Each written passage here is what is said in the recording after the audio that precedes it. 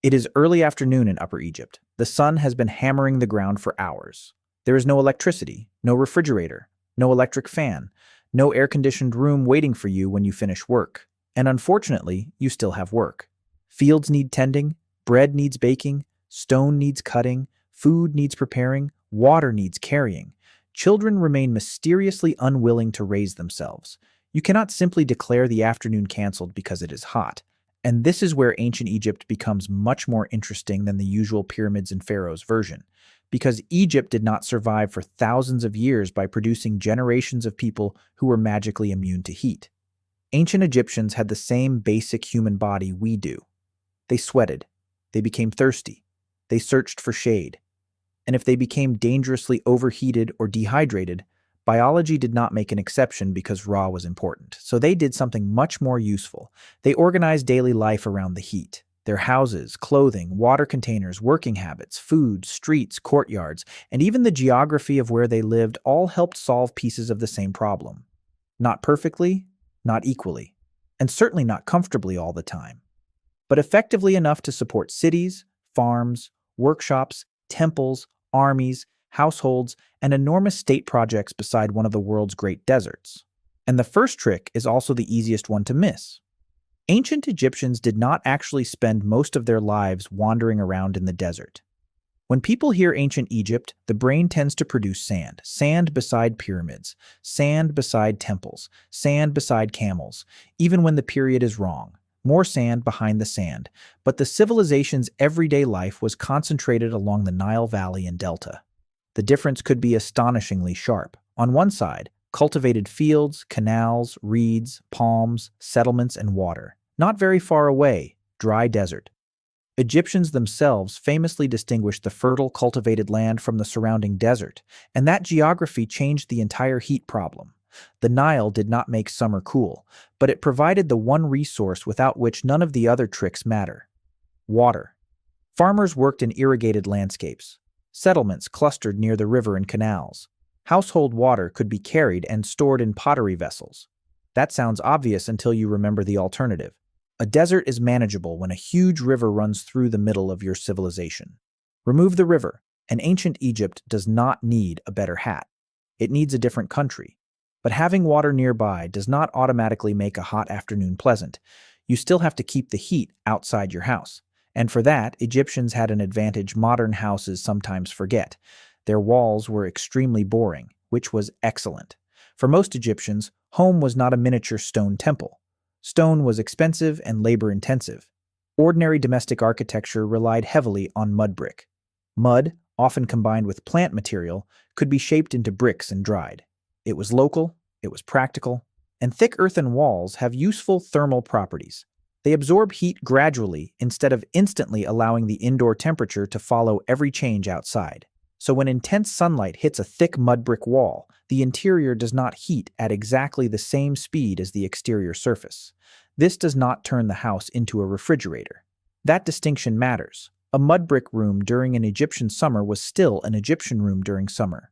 But shade plus thick earthen construction could reduce the brutality of direct sun and slow temperature changes, and Egyptian houses came in different forms. Archaeology shows everything from relatively simple homes to larger houses organized around reception spaces, private rooms, and courtyards. A courtyard could become one of the most useful spaces in the house because different parts of it moved into shade as the sun crossed the sky. The expensive version gave you more rooms and more options. The poor version gave you fewer. Ancient climate control, like modern climate control, worked noticeably better when you had money. And then there was ventilation. Depictions of some elite New Kingdom buildings show roof-level ventilation features, and houses could use openings positioned to admit air. But we should be careful here. It is tempting to draw a straight line from ancient Egyptian architecture to the elaborate wind catchers known from much later Middle Eastern architecture. The evidence does not justify pretending every Egyptian cottage had a sophisticated air conditioning tower. What we can say is simpler.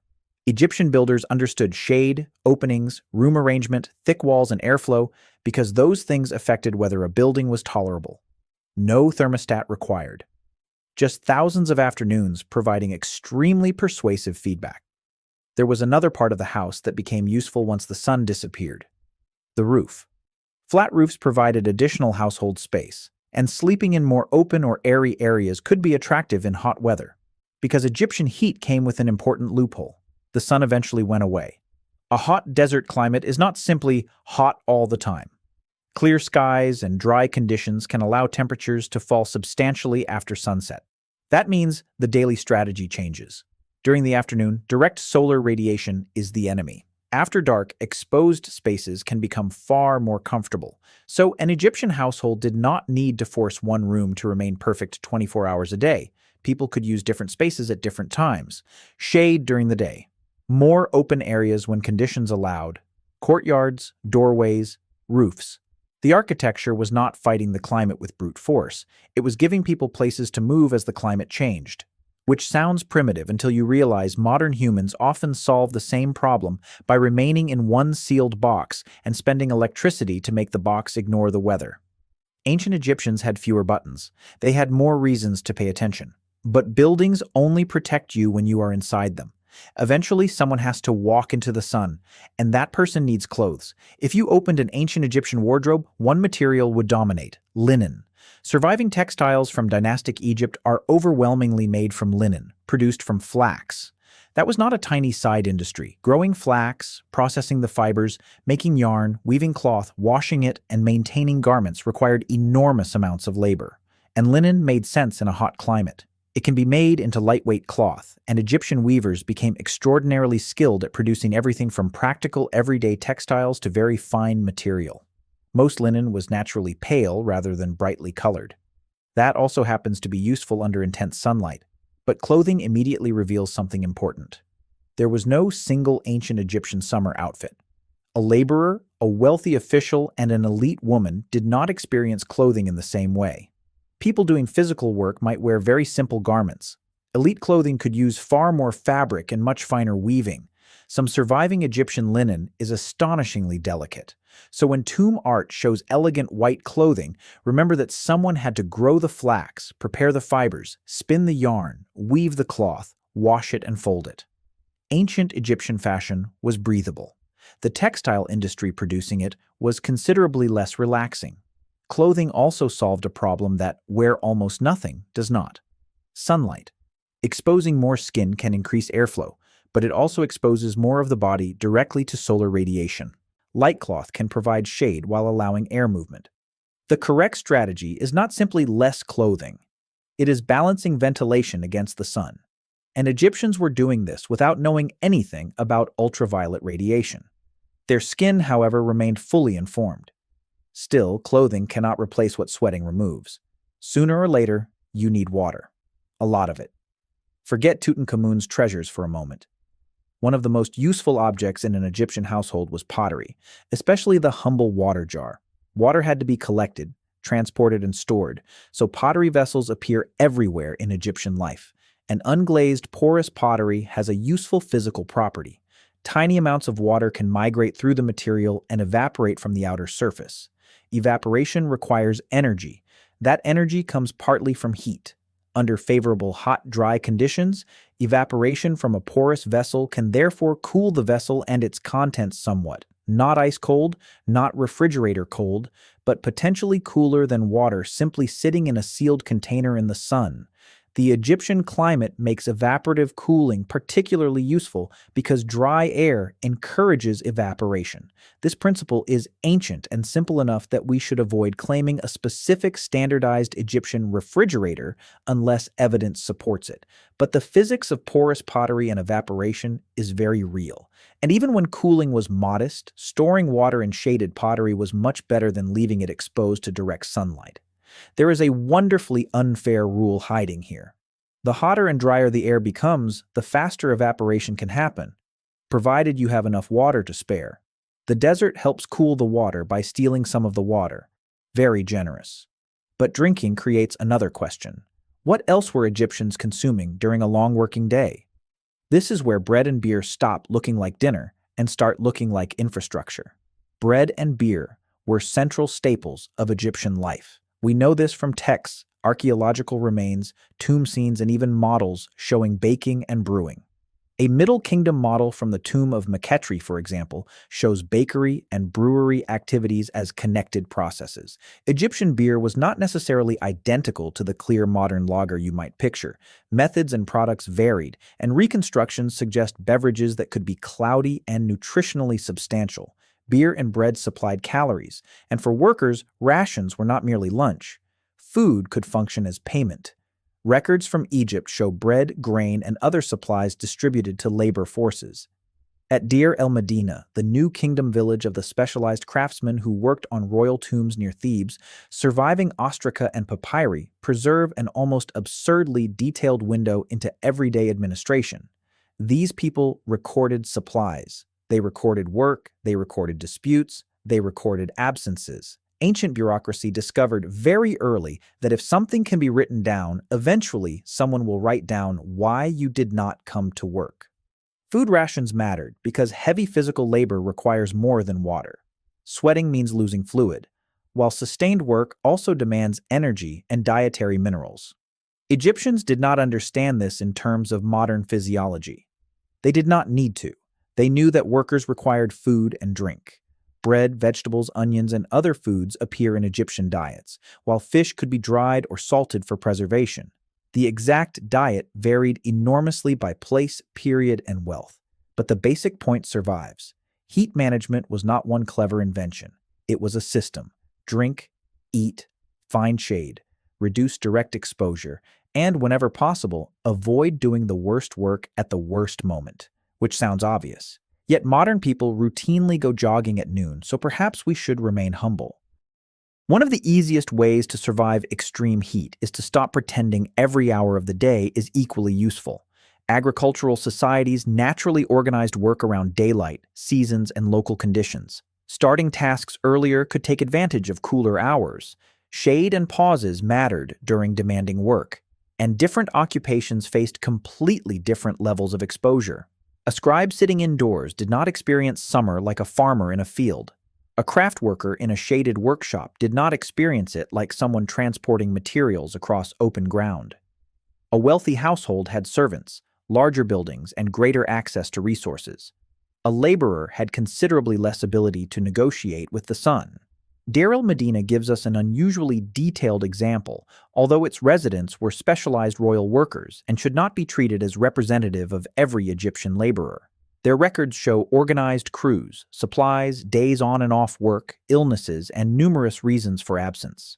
That matters because it destroys another misleading image of ancient Egypt: the endless line of anonymous workers dragging things through the desert from sunrise until someone collapses.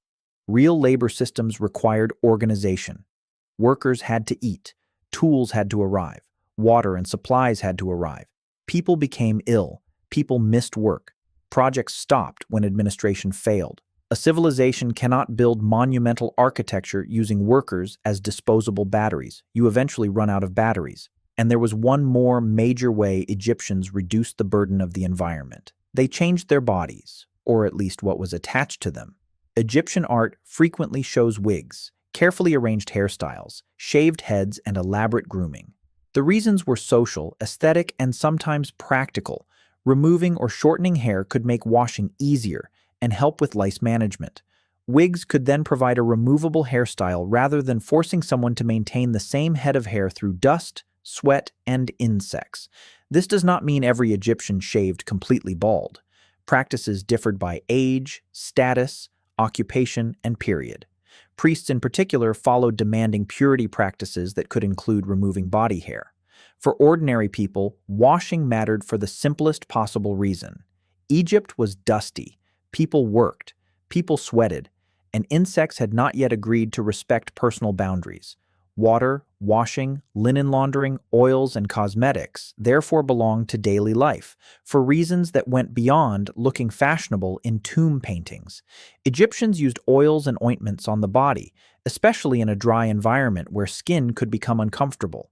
We should not turn every cosmetic jar into ancient Egyptian sunscreen. That claim goes further than the evidence allows, but grooming in a hot, dusty climate was practical as well as social, and once again, wealth mattered. The elite version might involve fine linen, servants, expensive oils, elaborate wigs, and a large house. The poorer version might be a simple garment, a jar of water, and whichever patch of shade currently belonged to you. Same sun, very different subscription plan. At this point, it would be easy to make ancient Egypt sound suspiciously comfortable. Mudbrick house, fresh linen, water jar, shaded courtyard, nice evening on the roof. Perhaps the desert was basically a spa. It was not. Heat remained dangerous. Outdoor labor remained exhausting. Water had to be carried. Homes could become uncomfortable. Food spoiled. Insects flourished around human settlements and water. Disease was common. And the Nile, while essential to life, also created its own health risks.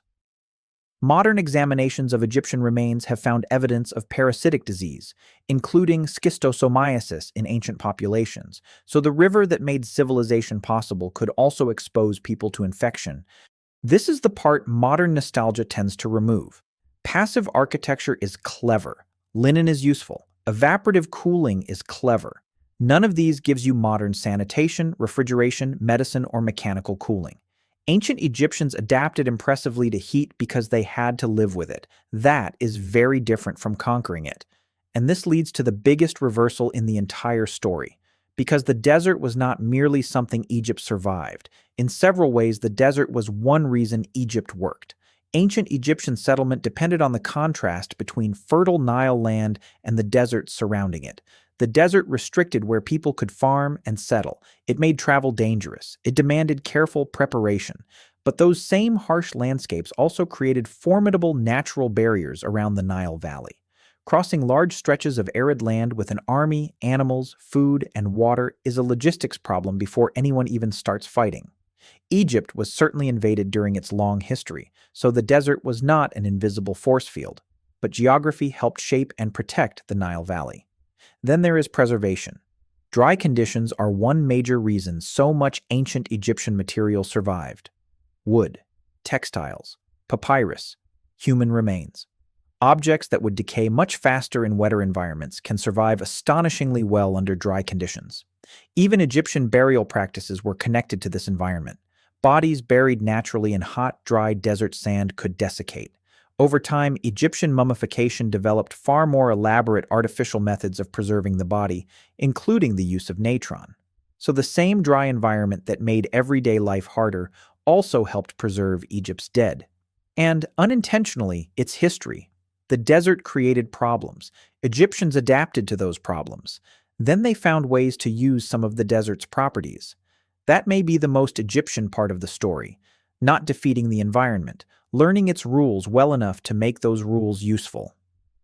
Go back to an ordinary house in Upper Egypt. The afternoon sun is still brutal. Outside, the ground is bright enough to make you squint. But inside the mud brick walls, there is shade. A doorway or opening admits some moving air. A clay vessel holds water. Linen hangs from bodies rather than heavy wool. Work that can wait for a better hour waits. Later the sun falls. The courtyard changes. The roof becomes more useful. The air becomes easier to live in. Tomorrow, the entire cycle starts again. There was no single ancient Egyptian secret to surviving desert heat. That is the secret.